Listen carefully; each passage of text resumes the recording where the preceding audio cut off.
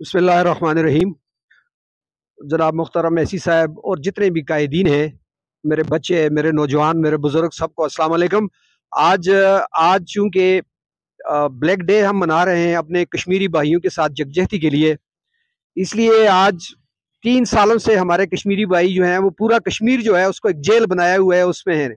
आज पूरी दुनिया के मुसलमान और खुसूसन पाकिस्तानी और पाकिस्तान में फिर मैं अपने खास करके बच्चे प्राइवेट एजुकेशन नेटवर्क के हों, हाई स्कूल के हों, ये जितने भी नौजवान हैं ये भी माशाल्लाह इसमें शामिल हैं। तो इससे एक नारा जाता है पूरी दुनिया को कि इंशाल्लाह हम इस कश्मीर को आज़ाद करवाएंगे, क्योंकि हमने बच्चों को ये एजुकेशन देनी है।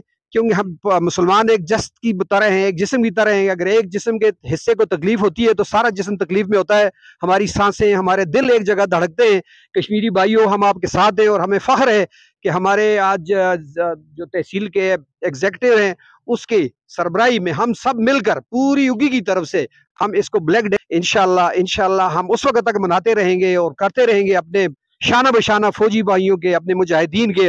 और फिर मैं खासकर कल चूंकि हमारी पुलिस के शहदा जो हैं वो दिन भी मनाया गया, उनके साथ भी मैं भरपूर यकजहती का इजहार करता हूँ और अपने जितने भी शहीद भाई हैं उनके लिए भी दुआ करता हूँ। अल्लाह ताला आप सबको इसका अजर दे। शुक्रिया जी।